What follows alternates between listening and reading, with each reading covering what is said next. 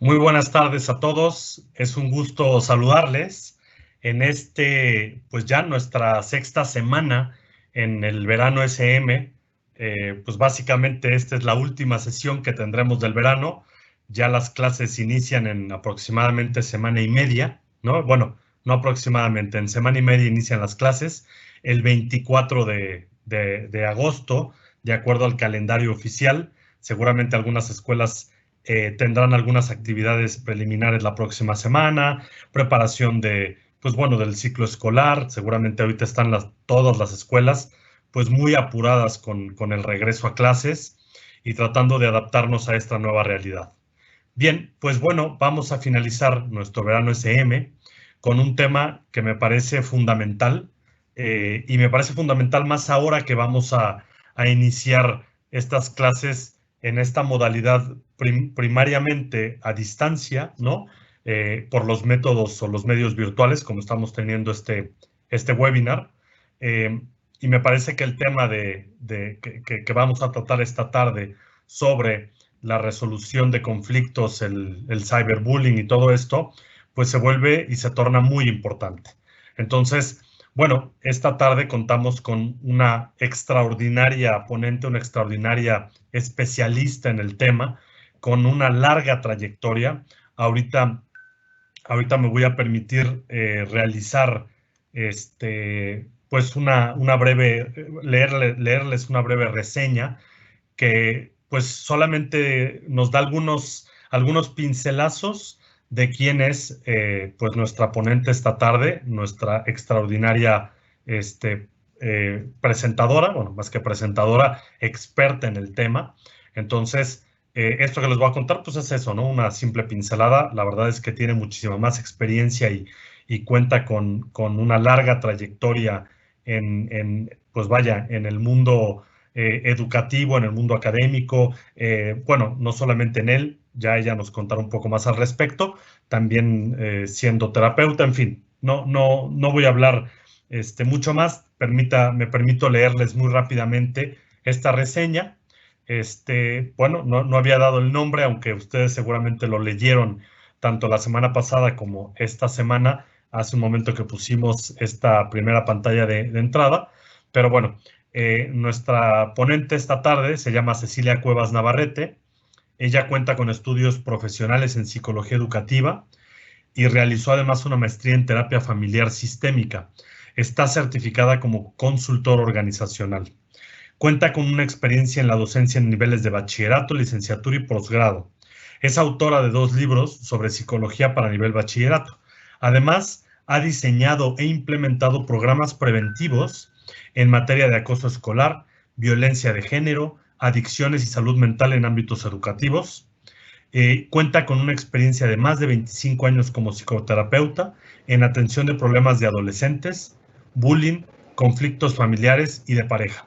Ha colaborado con nosotros en SM desde hace más de 10 años, contribuyendo en la formación docente a través de asesorías, talleres y conferencias. Pues sin más preámbulo, Ceci, gracias por acompañarnos esta tarde. Es un honor tenerte con nosotros, que seas tú este cierre. Vamos a cerrar con broche de oro con esta ponencia. Te agradezco muchísimo que nos acompañes y nuevamente bienvenida. Gracias. Hola, ¿qué tal? Buenas tardes. Un gusto poder compartir con ustedes este espacio el día de hoy. Bienvenidos a cada uno que han elegido el día de hoy este tema como un espacio de aprendizaje. Me gustaría que al final se vayan con una reflexión, con un aprendizaje o con una respuesta a alguna de sus preguntas. Es un gusto para mí, realmente es un gusto el día de hoy poder compartir este espacio y que hayan optado por este tema que imagino que es de gran interés y que, como señalaba, espero que sea de gran aprendizaje para cada uno de ustedes. Sin más preámbulos, comenzamos. Y me gustaría, retomando el título de esta sesión, relacionado con el ciberbullying, y enfocado en ustedes, docentes, de los diferentes niveles en los que se desempeñan, invitarlos a imaginarse lo siguiente. Piensen que el día de hoy, desde que se despiertan, están recibiendo mensajes en sus redes sociales, en sus WhatsApp, en sus dispositivos o aplicaciones que tengan de comunicación con su gente, de alguien que les está preguntando qué está sucediendo, qué pasa, de alguien que les está señalando que está encontrando información de ustedes en las redes sociales, imágenes, ideas, correos, que les están resultando extraños, que hayan sido ustedes los que los publicaron. Amigos que les están preguntando, ¿qué te pasa? ¿A qué se debe que publicaste eso? O personas conocidas que les están informando que probablemente sus cuentas han sido hackeadas, que probablemente alguien suplantó su identidad y que están recibiendo correos por parte de ustedes con mensajes grotescos, amenazantes, con imágenes que quizá ustedes jamás colocarían en esas redes sociales, pero que hoy, justo en el transcurso del día, se han dado cuenta que ha sucedido eso. Imaginen cada uno de ustedes cómo se sienten. Piensen qué harían en una situación así.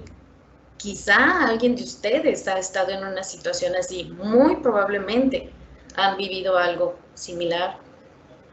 Pregunten, imaginen a quién le preguntarían, qué información quieren saber. Piensen quién sería capaz de hacer eso.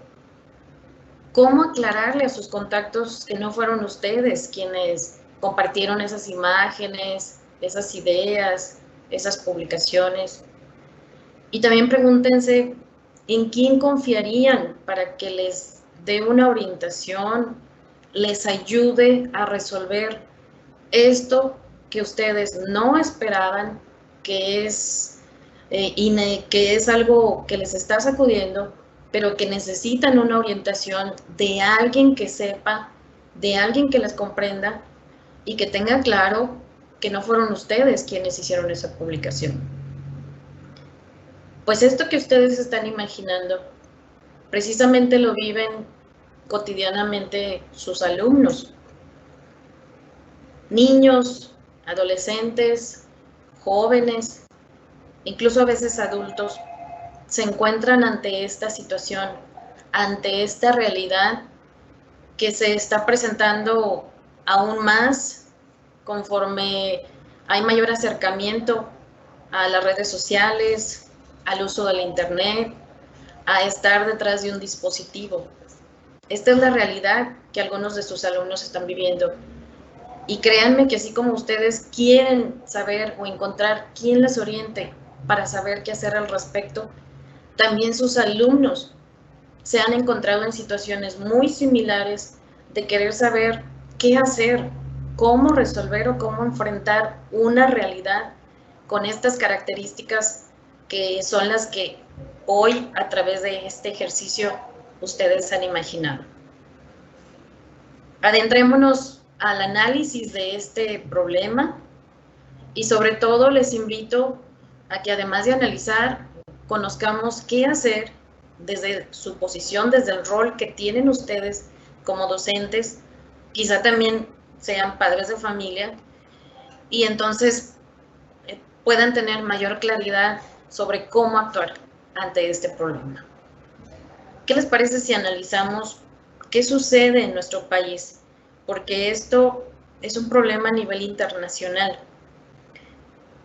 Pero vayamos a conocer un poco qué es lo que nos dicen las estadísticas de lo más reciente en relación a este problema. Nos señala en INEGI, dentro de un análisis de una población bastante extensa, de 12 a 59 años, Y estas son estadísticas del 2017, son de las estadísticas que encontré más recientes, que para empezar vamos a encontrar que los alumnos o las personas que han sido víctimas del ciberacoso, ciberbullying, identifican como las personas que consideran que son los responsables de haber atacado de esta forma en esta situación, identifican a los amigos en un porcentaje considerable, compañeros de clase también, conocidos de vista o, digamos, ciertas personas que pueden identificar que se consideran conocidos solo de vista o de un trato muy superficial. Y también en otra parte agreguemos, no dejemos de lado a las parejas, a los exnovios y a los familiares. Pero yo subrayo este ámbito porque es en el que nos desenvolvemos como docentes y el que es importante analizar, sin descartar que también, por ejemplo, en secundaria y bachillerato se pueden dar relaciones de noviazgo que también influyen en este problema. Ahora vayamos al análisis de lo que es la situación por géneros y por nivel educativo. Y veamos que no hay mucha diferencia entre lo que es una educación básica y media superior. Un poco podamos pensar por el proceso de madurez. En el nivel superior encontramos cierta disminución, pero también enfoquémonos en que si observamos por género, las mujeres siguen siendo en un punto por lo menos porcentual, siguen mostrando diferencia entre lo que es el acoso hacia las mujeres, el ciberbullying enfocado hacia las mujeres, a diferencia de los hombres. Pero no encontramos gran diferencia significativa entre lo que es la educación básica y media superior. Y quisiera compartirles que en la experiencia ya en el consultorio, es importante comprender e identificar que si un alumno vive una situación de acoso, de ciberbullying o incluso de bullying, de acoso escolar en el nivel básico, también es probable que esto se prolongue. Créanme, hay casos en los que si mi alumno vivió desde la primaria una situación de acoso, de ataque, lo va a vivir en la secundaria y probablemente también en el bachillerato. Y entre más se vaya acumulando estas experiencias de daño hacia su persona, más adelante en su vida adulta, esto lo estará mostrando, lo estará manifestando si no ha sido atendido, si no ha sido escuchado. Entonces, muy importante tener presente esto. Necesitamos actuar a tiempo, actuar acá, para evitar que se siga manifestando más adelante. Y bueno, solo retomar, en el 2017 por entidad federativa, los estados donde más se denunciaron o se identificaron el ciberacoso es Tabasco, Veracruz, Zacatecas, Guanajuato, Aguascalientes, Hidalgo, y en el lado opuesto, Sinaloa es quien representa el menor porcentaje.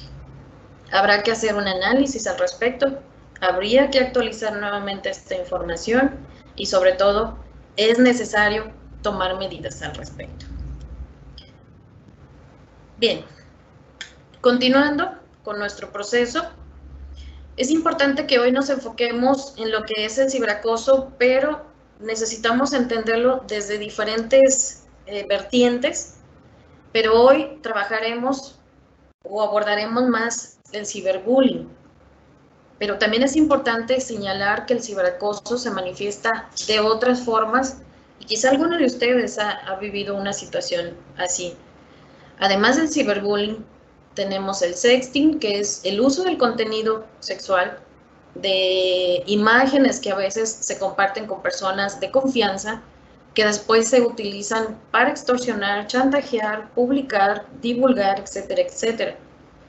Por otro lado es el grooming, que es el ciberacoso sexual de adultos hacia menores, que déjenme decirles que sí está tipificado por la ley, su sanción, hay mayor claridad en la ley de cómo actuar ante el grooming, y por otro lado la suplantación de identidad, que también está tipificado por la ley y se persigue como delito, que es sobre todo hacer uso de utilizar software espía o suplantar la identidad.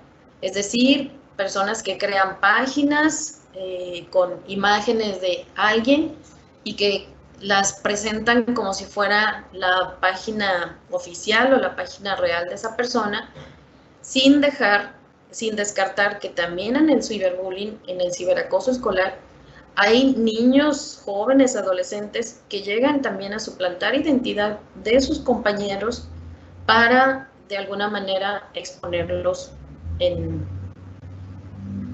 las redes sociales. Esta es nuestra realidad, esto es a lo que nos estamos enfrentando. Y bueno, ¿cuál es el propósito o el trabajo del día de hoy? Involucrarlos a ustedes en conocer y comprender este problema. ¿Para qué? Para que ustedes logren orientar a sus alumnos y acompañarlos en que puedan enfrentar esta situación. Déjenme compartirles que constantemente yo recibo personas que han vivido una situación así y es lamentable que lleguen a sus 30, 40 años por primera vez a un consultorio señalando que lo que vivieron en su primaria, en su secundaria y a veces en bachillerato, pero más fuerte en primaria y secundaria, no encontraron una sola persona, ni en la escuela, ni en la familia, que ellos consideraran que se podían acercar para confiar, para pedir ayuda o por lo menos para compartir lo que estaba sucediendo. Considero que los maestros son un puente muy importante de escucha, de apoyo y de orientación a los alumnos. Y como segundo propósito también, que creo que es importante, dado que ahora estamos mucho más conectados y utilizando esta forma de comunicarnos a distancia y que se han dado casos de lo que les voy a exponer últimamente, que es el acoso que llegan a realizar los alumnos a los docentes como una forma de evidenciarlos, ridiculizarlos o exponerlos, dadas algunas habilidades digitales de los alumnos y que las utilizan como una forma de generar daño o atacar al profesor. También vamos a hablar al respecto y mostrarles algunos tips de lo que ustedes pueden tener en consideración para evitar que se presente una situación así o para poder manejarla. Bien, ¿qué es el ciberbullying entonces? Bueno, lo vamos a considerar como un término que utilizamos para describir la conducta o la actitud de un niño, puede ser niño, adolescente, joven, que se propone molestar, exhibir, chantajear, insultar, amenazar, humillar, manipular a un compañero de su escuela, a alguien conocido, amigo o que percibe como rival.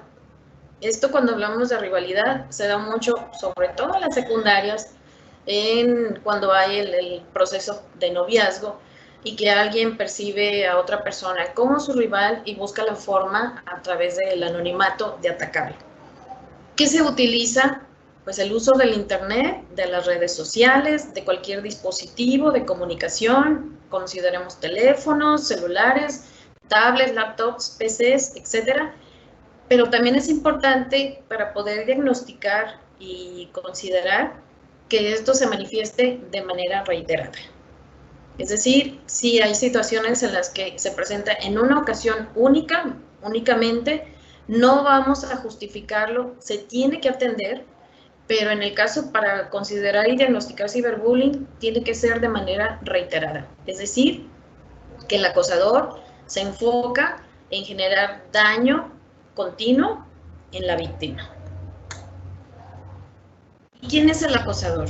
Analicemos los actores de este problema. ¿Qué características tiene el acosador?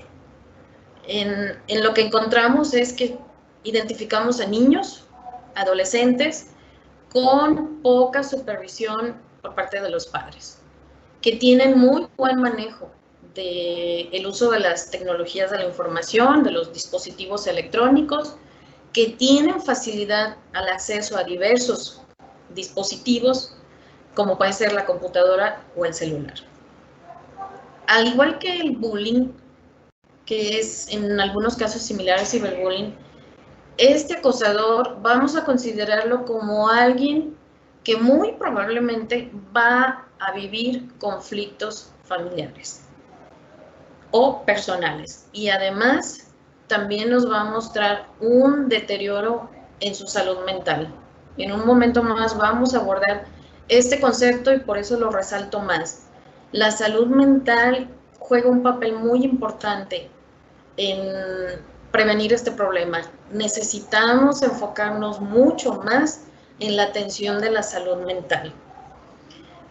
También podemos identificar en personas que actúan en este papel como niños, adolescentes que muestran un complejo de inferioridad.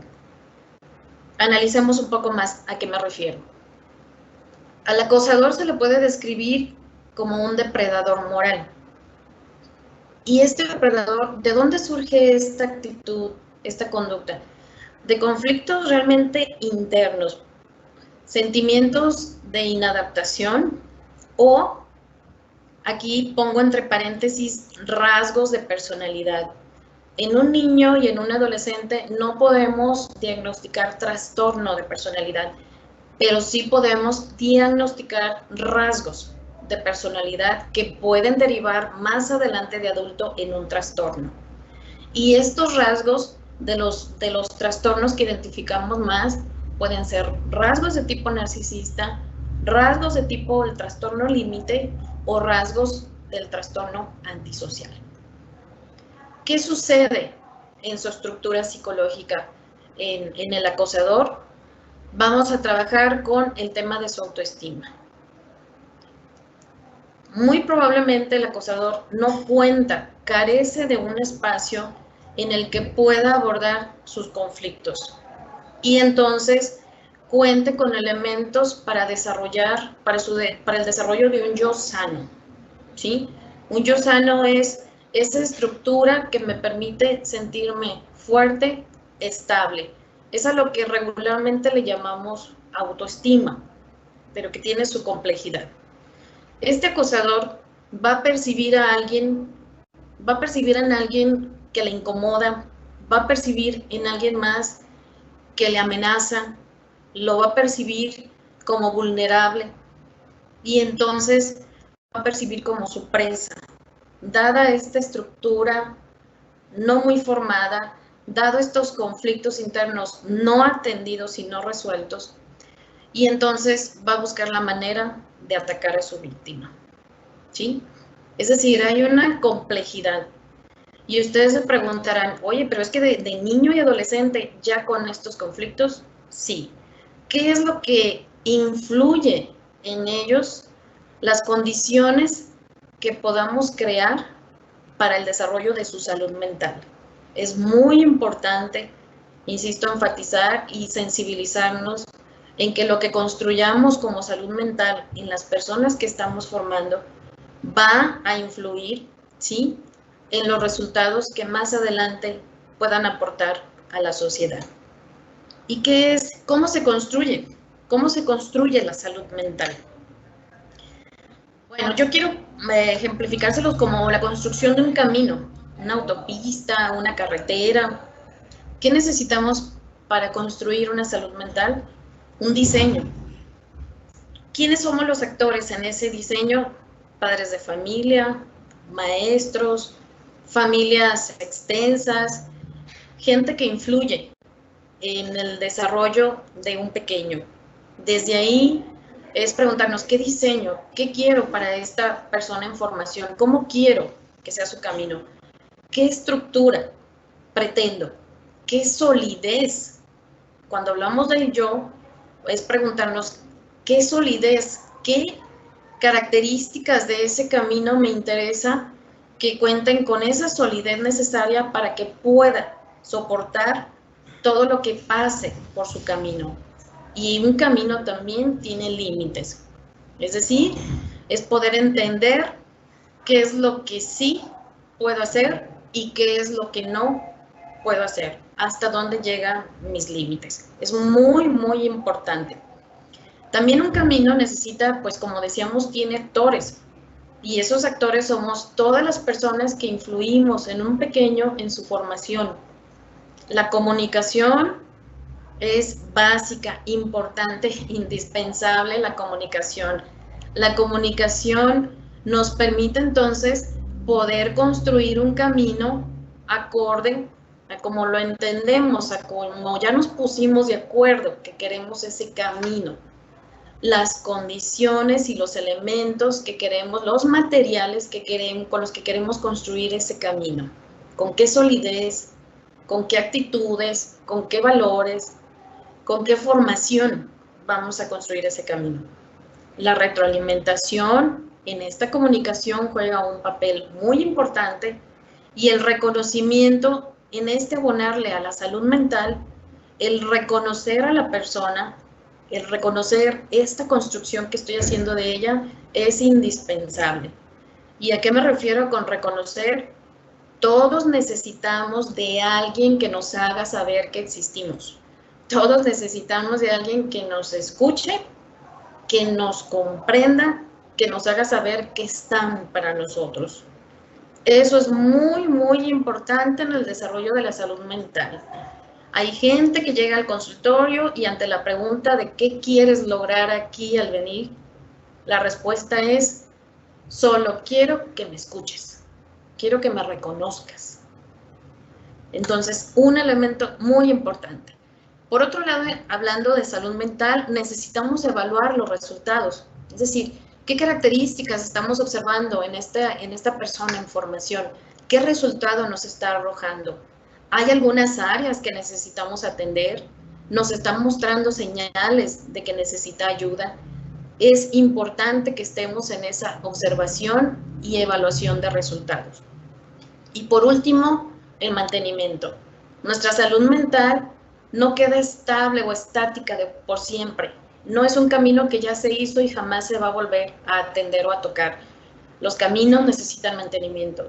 Nuestra salud mental igual requiere de un mantenimiento, requiere de una atención constante en la que a partir de la evaluación estemos viendo en qué áreas es necesario intervenir, qué herramientas tenemos para seguir mejorando y aportando el desarrollo y la estabilidad de esta salud mental.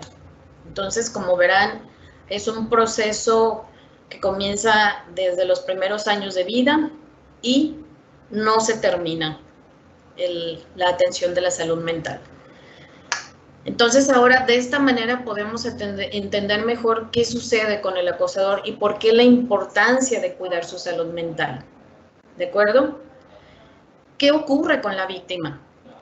Pues estas víctimas tienen ciertas características y son elegidas o son observadas por el acosador porque por un lado se perciben débiles ya sea física o emocionalmente. También llegan a percibir que son personas que no tienen el apoyo o que carecen el apoyo de sus grupos de pares y que se sienten diferentes, ¿sí? De esa manera, con estas características, alguien puede, un acosador puede ver como presa fácil a esta víctima o también, como les decía, cuando perciben a alguien como rival, pero le perciben además de rival, un rival, digamos, débil, entonces también serán las condiciones o las características que este acosador pueda utilizar para actuar. ¿De qué se trata? ¿Qué se pretende en la víctima? La verdad es que se pretende inmovilizarla, evitar que salga de su casa, lograr que no vaya a la escuela, que esta víctima sienta, me lo decía una paciente alguna vez, decía, siento como si trajera un satélite sobre mi cabeza espiándome, siento que en todo momento alguien me está vigilando. El lograr eso sobre la víctima, créanmelo, genera graves problemas psicológicos. Y lo otro también importante es que estas víctimas en ocasiones, como les decía, no pidan apoyo, por un lado porque no encuentran o sienten que no hay quien les vaya a comprender en su situación, y por otro lado porque piensan que el agresor, conforme pase el tiempo y no se actúe, va a dejar de hacerlo. Pero la realidad es otra. El agresor seguirá insistiendo. En el bullying, que es el otro problema que es más personal, más de cara a cara, termina cuando la víctima ya no está presente. Pero en el ciberbullying, basta contar con un dispositivo, basta contar con una red de comunicación para poder actuar ante la víctima, y digamos que esto es como la parte más grave. Haciendo un solo clic, esta información puede llegar a distancias a veces inimaginables. Entonces, muy importante poder comprender la gravedad de este problema. Ustedes dirán, seguro se preguntan cuáles son entonces las características principales del ciberbullying. Pues son tres. Tengamos estas tres muy presentes. El anonimato. Por un lado, el esconderse detrás de un dispositivo, de un aparato con conexión o de una red social. Eso genera pues una gran ventaja al acosador, pero también es importante romper con esta concepción de que el anonimato ahí queda y no se puede hacer nada al respecto. Ustedes saben muy bien que todo movimiento a través del uso del Internet deja huella. Los documentos dejan una huella. Las fotografías dejan una huella. Nuestros dispositivos electrónicos van localizando ubicaciones. El uso del Internet va dejando una dirección IP. Entonces, todo esto que aparentemente se usa dentro de un anonimato que se piensa que no es posible identificar, la realidad es otra. Pero de todos modos, el acosador lo utiliza. Otro punto importante es la falta de percepción directa del daño. Es decir, como el acosador no ve a la víctima en directo, no está viendo el dolor o el impacto que está generando en esta persona, no hay la posibilidad de empatía. No hay la posibilidad de conmoverse, de entender o de identificar su dolor. Simplemente actúa y el daño es muy fuerte. Y el otro punto importante es la posible adopción de roles imaginarios. En este ejercicio que yo les sugería al principio, era también que se imaginaran, pues, quién era, o sea, ponerle nombre, quién es esa persona que actuó de mala fe, quién es esa persona que suplantó su identidad, quién es esa persona que entró a su correo, quién es, es así como imaginar, como les decía, esta persona que me compartía, siento que traigo un satélite que me está cuidando, que me está vigilando, no sé quién es esta persona, no sé qué poder tenga esta persona, no sé cuál es su molestia conmigo. Esto genera una serie de consecuencias psicológicas graves en las víctimas del ciberbullying. ¿Dónde y cómo se manifiesta? Pues retomemos, puede ser desde un juego. Ustedes saben que en la actualidad, y sobre todo en estos días, en estos tiempos de cuarentena, los alumnos, los hijos, están más en contacto con juegos y conectándose a distancia con otras personas. Puede ser a través de un videojuego, puede ser una red social, o hay quienes aprovechan los comentarios de un blog para atacar, para acusar a alguien. Se pueden crear perfiles falsos para ridiculizar, acosar o confesar en primera persona. Oye, esto también se hace en los adultos, ¿sí? También los adultos llegan a utilizar, a acosar o a hacer quedar muy mal a una persona. También lo hacen los niños y los adolescentes. O hackear, robar contraseñas de correos electrónicos y entonces mandar correos con mensajes amenazantes a todas las personas que formen parte de sus contactos. Además, son capaces de propagar rumores en redes sociales sobre la víctima o acusarlos en un chat, en un foro, de algo que quieren que la víctima sea sujeto de atención o de sanción. Igual son capaces de mandar, esto ocurre mucho, lo he visto bastante en alumnos de secundaria, que se esconden detrás de ciertos teléfonos celulares que consiguen muy fácilmente y mandan mensajes por WhatsApp amenazantes, de te estamos esperando afuera, vete de esta escuela, no te queremos aquí, etcétera, etcétera. También es un fenómeno muy frecuente. Y el otro que también se considera como el sexting, que es subir fotos a internet, sobre todo de contenido sexual, que en ocasiones comparten, déjenme decirles que son las malas mujeres quienes comparten este tipo de fotos a las parejas o a los chicos que están interesados en ellas, que lo hacen pues con la confianza o con la idea de que no van a pasar de ahí, pero resulta que estas fotos de repente se comparten incluso en redes sociales escolares, en páginas de las mismas instituciones educativas, y realmente es muy lamentable y muy impactante lo que ocurre en quienes viven una situación así, cuando son compartidas estas imágenes.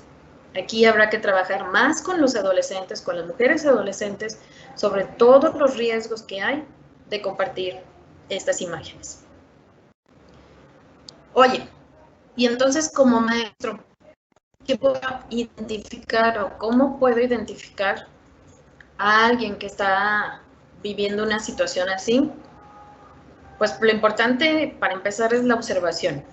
Y más adelante te diré también qué otras actitudes tuyas como docente van a ayudar a que tu alumno se acerque y con confianza te hable de la situación. Vamos a observar cambios de personalidad y aquí nos enfocaremos en lo que es el estrés postraumático. Es decir, estas personas que son víctimas de ciberbullying, van a manifestar síntomas muy similares a lo que es un estrés postraumático. Puede ser ansiedad, insomnio, pesadillas, idea de un futuro desolador. Verán en sus clases que tienen dificultad para concentrarse y manifestaciones de irritabilidad, es decir, de mal humor, algo que quizá no observaban ustedes antes y lo están manifestando. Una característica muy evidente en estas víctimas, de veras, maestros, si ustedes observan que un alumno se aísla, acérquense, obsérvenlo, ofrézcanle un espacio de escucha. El aislamiento es una característica muy común en víctimas de bullying y de ciberbullying. El ausentismo en la escuela, recordemos que el acosador logra que la víctima se sienta amenazado completamente en su espacio fuera de casa, no quiere ir a la escuela o baja considerablemente su rendimiento. La devaluación en el aprecio por sí mismo, lo que hablábamos de la baja autoestima, frases de yo no sirvo, yo no puedo, yo no sé, no me siento seguro de mí. Y por último, las autolesiones. Esto muy característico igual en víctimas de bullying y de ciberbullying. Chicos y chicas, sobre todo más en mujeres también, que son quienes hacen sus cortes en las muñecas con la idea de que si sale, que si sangran, entonces liberan su enojo, su rabia, su frustración ante las amenazas. Pero en ocasiones no lo hacen ya sobre las muñecas porque es muy evidente y lo hacen en la entrepierna o en el abdomen. Cuando lo hacen sobre sus brazos, generalmente van a utilizar ropa con manga larga para no ser observadas. Y algunos jóvenes varones utilizan lápices o plumas y comienzan con la punta a lesionar su mano, ¿sí? Se generan cicatrices, buscan la forma de cómo sangren, como les decía, para liberar esta frustración, y cada que comienza a mostrarse la costra, se la quitan como una forma, ellos dicen, de estar liberando esta frustración. Entonces, sí hay evidencia, sí hay ciertas características que podemos observar en ellos. Pero lo más importante, maestros, es qué apertura tienes tú para que tu alumno se pueda acercar a ti y confiarte este problema. Entonces vamos para allá. Precisamente es, ¿qué debo hacer como maestro ante una situación de ciberbullying? Por un lado, necesitas conocer muy bien el problema. Créeme maestro, si tu alumno te percibe que sabes del problema, que te muestras como experto, que sabes, que ve, que se puede acercar a ti y que lo vas a entender, va a estar contigo, te va a buscar.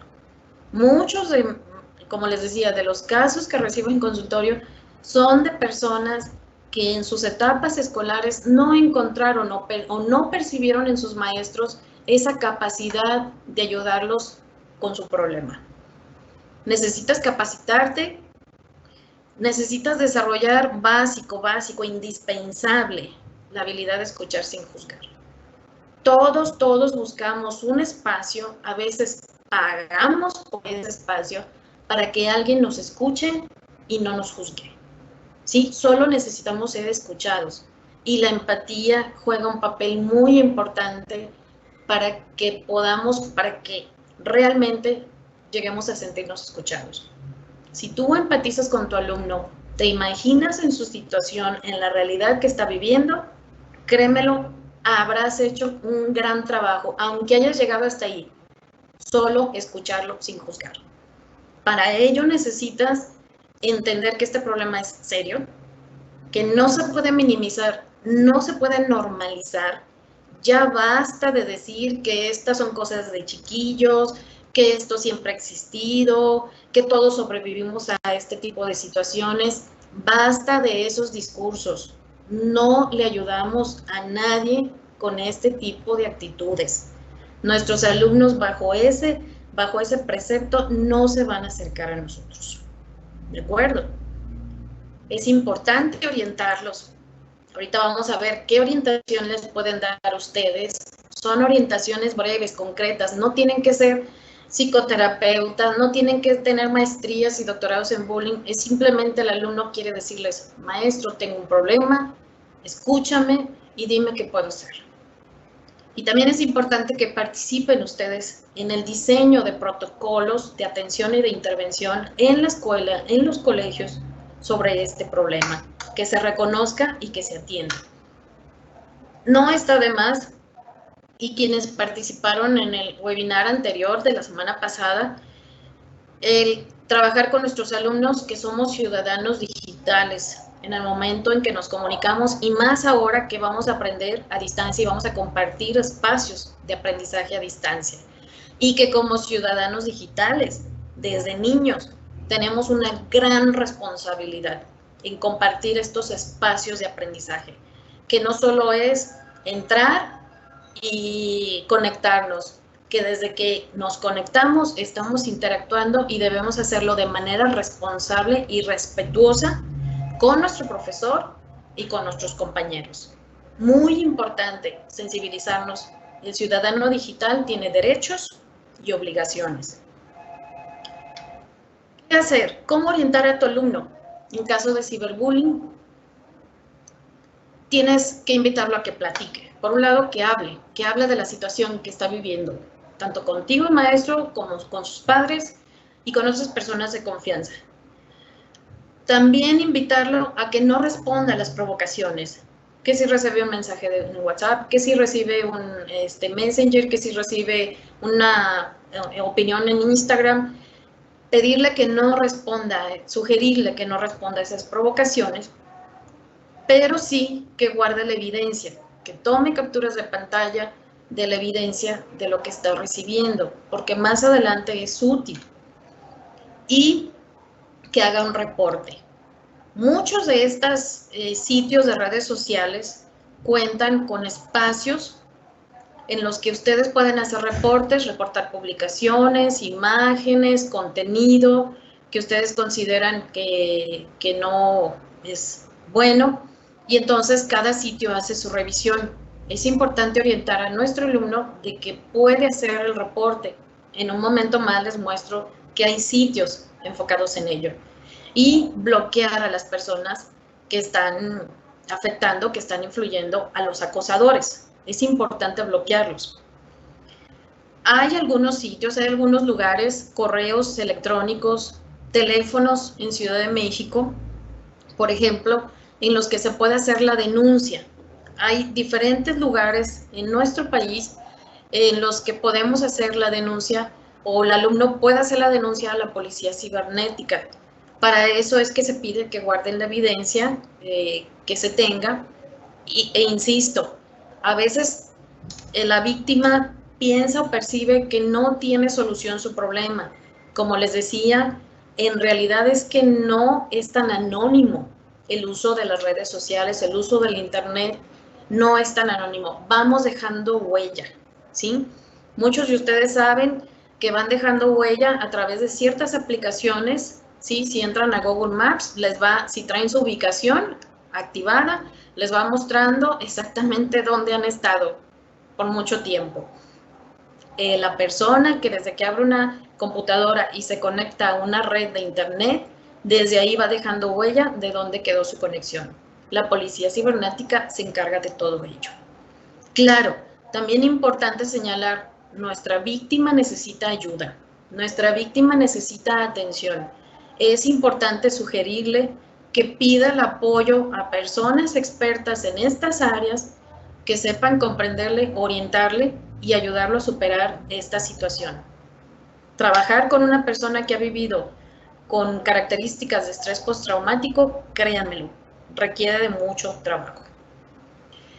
Aquí tenemos algunos proveedores en los que se puede hacer la denuncia y si ustedes observan, al momento de presionar, me va ofreciendo el link donde yo puedo ingresar Facebook, Twitter, YouTube, Instagram, Snapchat, donde puedo ingresar para presentar mi denuncia sobre ese contenido, sobre esa publicación que me está resultando amenazante. Si los alumnos son pequeños, si los niños no pueden hacerla, entonces tiene que darse con el acompañamiento de los padres o de ustedes, maestros, o de alguien experto en el manejo. Entonces, insisto, enfocar la atención en todos los sentidos es importante. Y si detectamos también a una de los acosadores, igual, como vimos, tiene un serio problema de salud mental y requiere de una atención. ¿De acuerdo? Y pasemos al segundo punto que concierne mucho a ustedes y que se han preguntado, ¿y qué hago cuando el alumno acosa al docente? Cuando el alumno me acosa a mí, cuando el alumno se muestra como el experto en manejo de redes sociales, de tecnología, cuando el alumno comienza a buscar mi identidad, a indagar, a quererme tomar fotos, quererlas publicar en sus diferentes redes sociales, cuando el alumno busca ridiculizar, que también estamos hablando de un serio problema aquí. Y entonces es, maestro, te doy las siguientes recomendaciones. Los colegios, los centros educativos deben tener protocolos muy claros sobre el uso y actuación de las redes sociales en toda la comunidad educativa, para profesores, para padres de familia, para alumnos. Desde el WhatsApp de los padres de familia debe tener sus reglas y todo lo demás, hasta la página del colegio. Maestro, te sugiero que no tengas a tus alumnos como amigos o seguidores de tus cuentas sociales. Es lo mejor, por tu seguridad. Sé cuidadoso al momento de escoger tu imagen de perfil. Eres una persona que influye mucho en tus alumnos. Ten cuidado en esa imagen que eliges. Habla mucho de ti. Sí, somos seres públicos, somos personas que exponemos mucho nuestra vida pública. No es necesario informar en tus páginas, en tu perfil, a qué centro estás afiliado, a qué colegio perteneces. No es necesario que en tus páginas personales tengas que brindar esta información. Tampoco que estés avisando, estoy en tal colegio haciendo tal actividad, estoy trabajando, no sé, esta clase con estas características en tus redes sociales. Manténlo mejor privado. Tu cuenta de Instagram preferentemente privada. No te quejes de tu trabajo en redes sociales, no es conveniente. Busca los sitios y las personas adecuadas que te pueden ayudar ante una incomodidad en tu trabajo. Nunca fotografíes a tus alumnos, ni menos los publiques en redes sociales. Es lo más conveniente en estos momentos. Hay muchos problemas legales al respecto. Y en caso necesario, si tú detectas que estás siendo víctima de suplantación de identidad, que estás recibiendo un acoso por parte de algún alumno o de alguien, incluso de padres de familia, necesitas informarte acerca de todos los protocolos legales y cómo presentar la denuncia correspondiente. Cuida mucho tu imagen y cuida mucho tu identidad, maestro. Y bueno, estamos a punto de recapitular. Cerremos con lo siguiente. El ciberbullying es un problema que puede presentarse en la comunidad educativa, ¿sí? Y traspasa el aula, va más allá del aula. Es un problema grave que deja severas secuelas en la salud mental de quien lo sufre, pero también quien lo provoca, ¿sí?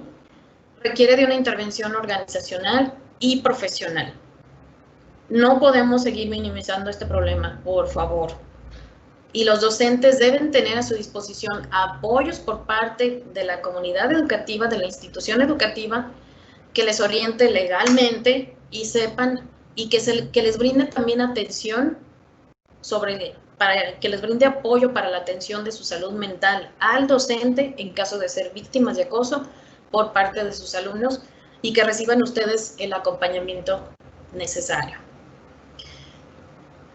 Maestros, pues con esto concluyo mi exposición y ahora me gustaría dejar el espacio, estos minutos, para escuchar sus preguntas y poderles otorgar algunas respuestas. Adelante. Muchas gracias, Ceci. Muchas gracias. Pues sí, efectivamente, un gran tema, un gran tema. La verdad es que yo estoy seguro que podría dar para muchas más horas, ¿no? Conversar esta tarde es un tema súper interesante, súper importante en estos momentos. La verdad es que tus recomendaciones han sido muy puntuales, muy agradecidos. La verdad es que muy interesante lo que nos has compartido. Yo creo que vamos a poder esas recomendaciones extenderlas a todos los asistentes, a los maestros, directivos de los colegios que nos han acompañado, y además que sepas que nos acompañan de otros países. No solamente tenemos audiencia local o nacional, también tenemos audiencia de otros países, que pues siempre es un gusto que nos acompañen en nuestras tardes de verano SM. Bien, mira, se han generado muchísimas preguntas.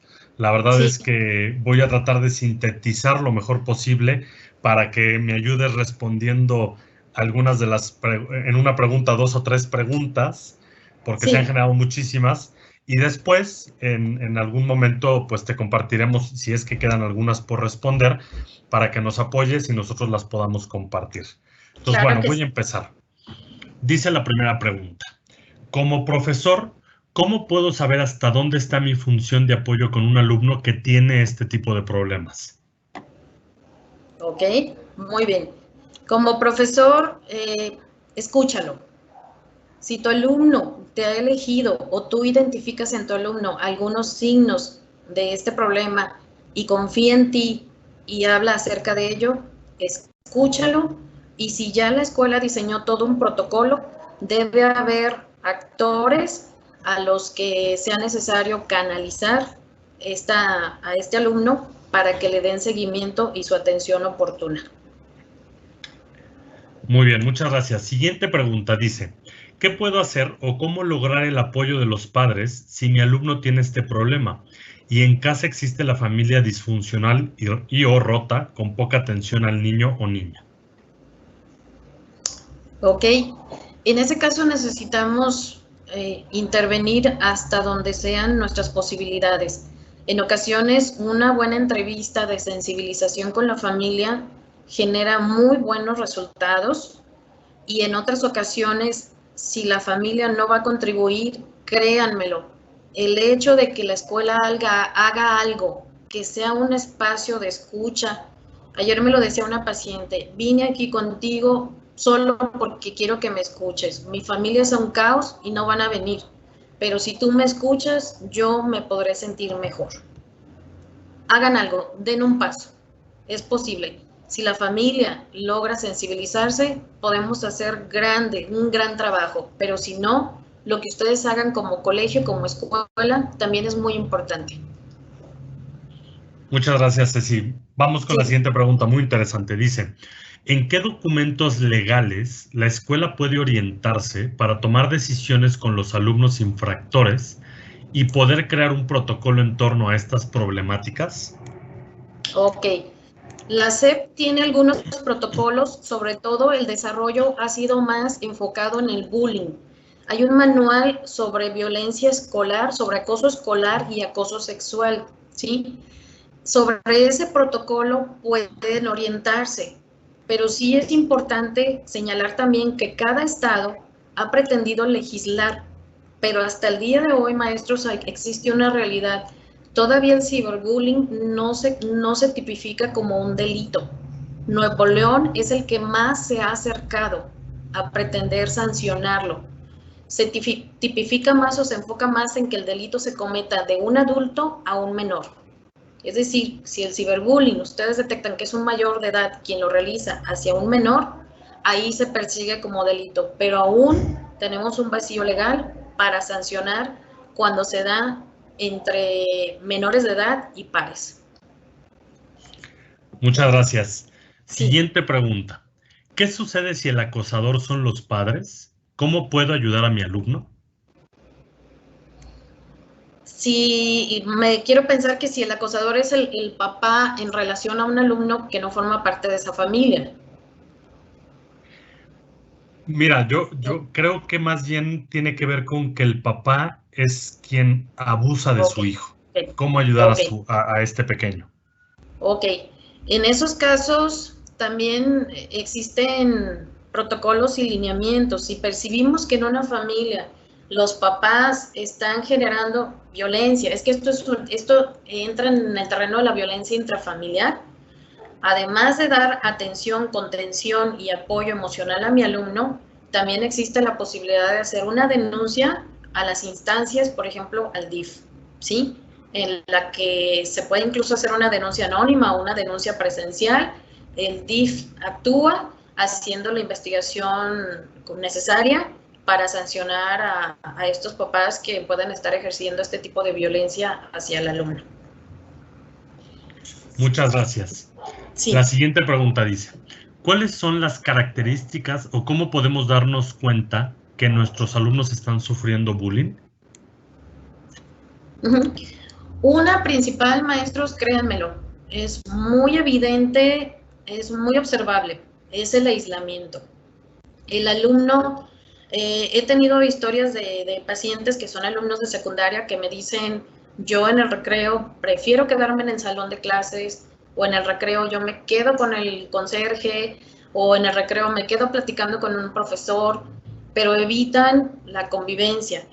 Si ustedes los ponen a trabajar en equipo, ellos van a evitar o van a poner muchos pretextos, van a decir que prefieren hacerlo solo. El aislamiento es un punto importante.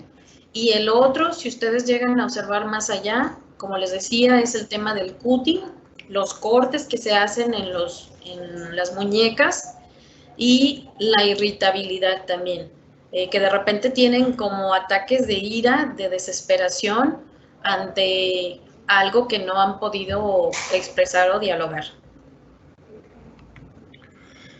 Bien, siguiente pregunta dice, ¿cuál es el protocolo de atención si percibo que a uno de mis alumnos le están haciendo bullying? Cyberbullying, perdón. El protocolo es escucharlos, orientarlos sobre estos puntos que les manejé, de que no contesten las agresiones, de que tomen capturas, evidencia, hablar con los padres de familia para que se haga la denuncia correspondiente, y la policía cibernética es la que hace la investigación necesaria y las sanciones. En algunos estados se sanciona con trabajo comunitario y en otros se sanciona o la llamada de atención va hacia los tutores y la condición de que reciba un tratamiento tanto la víctima como el acosador.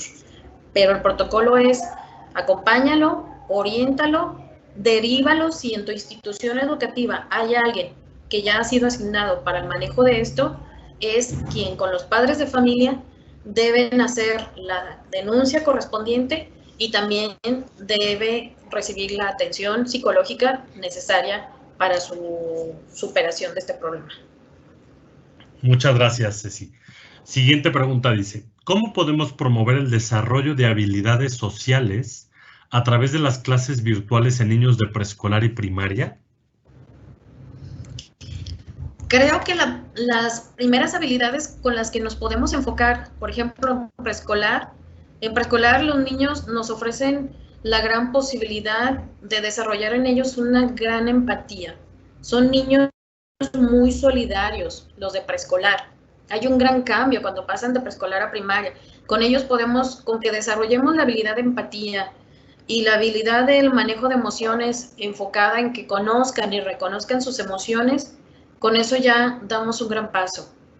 Y en la primaria, además del desarrollo de la empatía y el reconocer sus estados emocionales, es la habilidad de poder escuchar sin juzgar. Esa es una gran habilidad social que pueden ustedes desarrollar en los niños de primaria y que creo que les puede arrojar muy buen resultado. Muy bien. Siguiente pregunta dice, ¿es prudente hablar con el acosador menor de edad o solo con los padres de este? Lo que se sugiere en estos casos es hablar con los padres. Si hablamos con el acosador, nos podemos meter en problemas legales. Terminamos incluso siendo amenazados o acusados de acosar al acosador.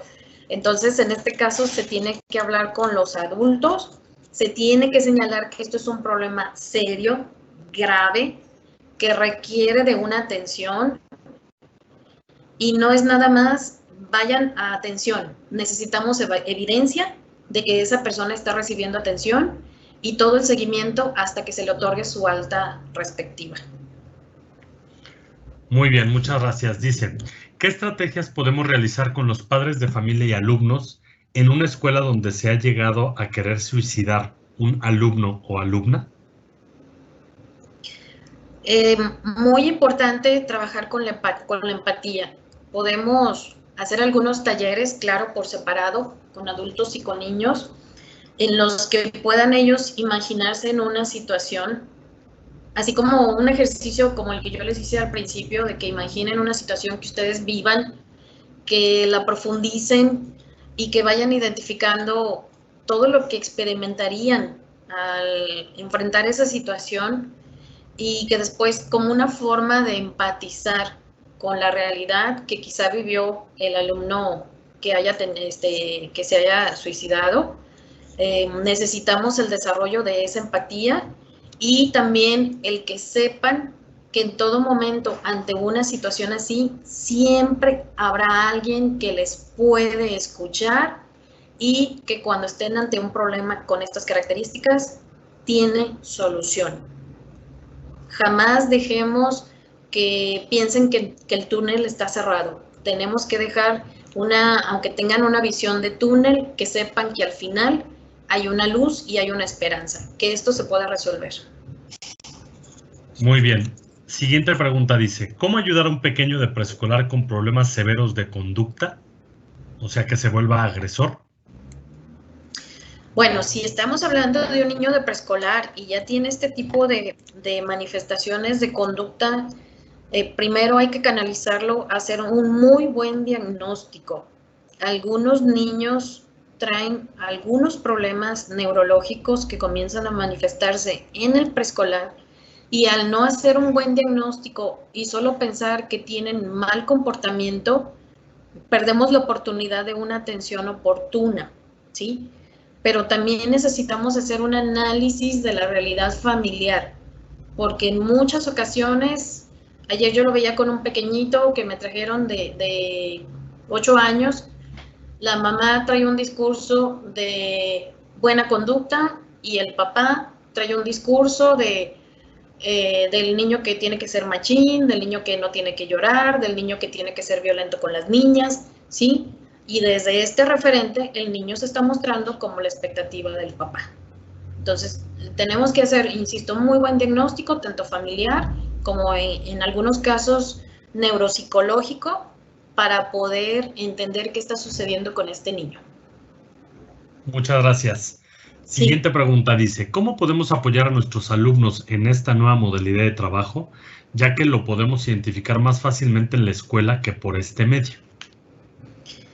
Bueno, pues desde el primer día de clases, maestro, maestra, ofréceles el espacio, la comunicación, de alguna forma en la que el alumno pueda acercarse a ti, no sé si a través de la plataforma te pueda mandar un mensaje en el que te pida un espacio para poder conversar, si después puedan tener una videollamada o si se puedan comunicar a través de otro medio en el que tú le hagas saber a tus alumnos que estás dispuesto a escucharlos en todo momento, que entiendes que la situación que están viviendo puede generar ansiedad, desesperación, confusión, tristeza, y que ante eso, que sepan que tú estás ahí para acompañarlos y para escucharlos. Con eso ya dejaste la puerta abierta para que puedan acercarse a ti. Muy bien. Mira, tenemos todavía muchísimas más preguntas, ya estamos sobre la hora, así es que si te parece, voy a plantear un par de preguntas más. Sí. El resto de las preguntas te las compartiremos para que las puedas revisar y si nos haces favor de responderlas, nosotros vemos la manera de hacerle llegar a la audiencia el resto de las preguntas, bueno, de las respuestas a dichas preguntas. Ok. Bien. La siguiente, la penúltima pregunta dice, ¿cómo generar conciencia en las madres y los padres de familia sobre la importancia de acompañar a sus hijos en el uso de los videojuegos? Muy buena pregunta. Necesitamos hablar fuerte con los papás y las mamás. Tenemos que ser muy directos.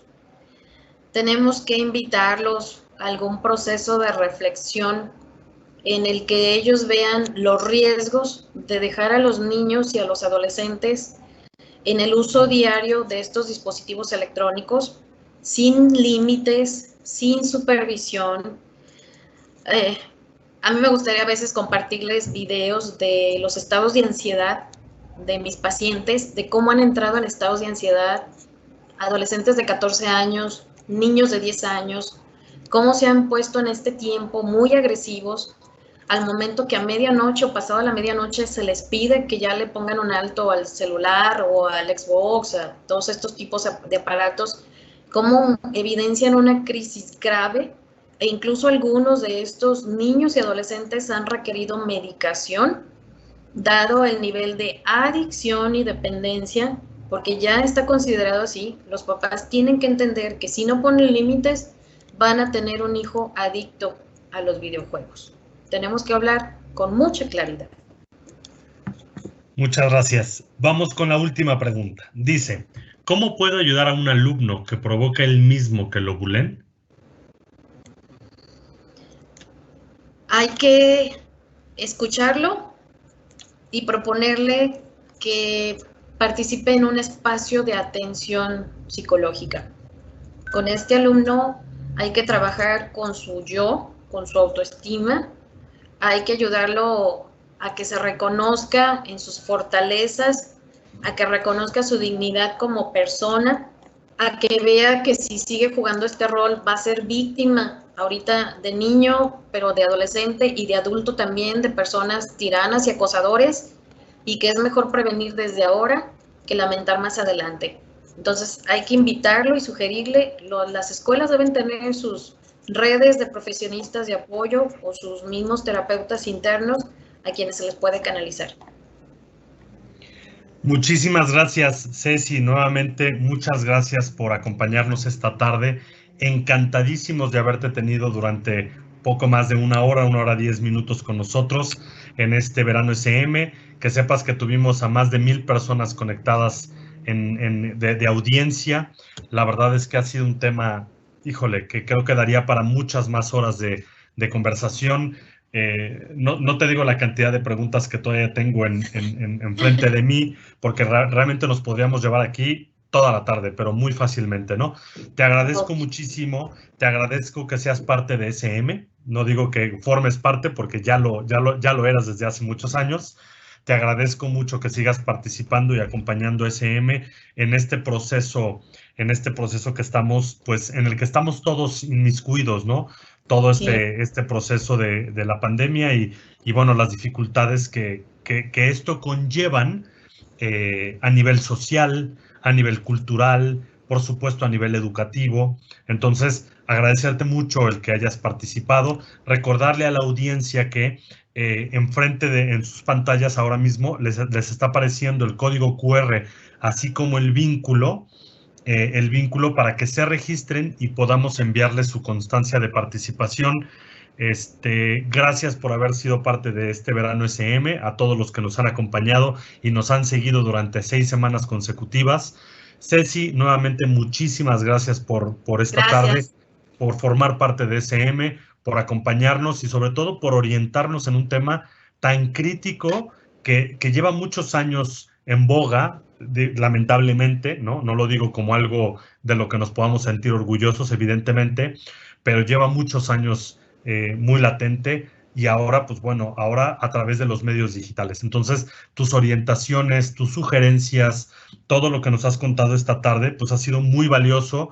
Yo estoy seguro que todos los que nos han acompañado, ya sea uno o a los 6 seminarios que hemos tenido, los 6 webinars, estoy seguro que son herramientas que esperamos desde SM que hayan sido de utilidad para que puedan regresar a estas aulas virtuales, pues con un poco más de información y que de alguna manera pues nos genere esas ganas de seguir investigando, de seguir informándonos, capacitándonos para poder otorgar y ofrecer lo mejor de nosotros a nuestros educandos, ¿no? A esta sociedad que por supuesto lo necesita y lo necesita mucho. Muchas gracias, Ceci, nuevamente. Muy buenas tardes a todos. Gracias por haber sido parte de este verano SM. Muy buenas tardes. Excelente tarde.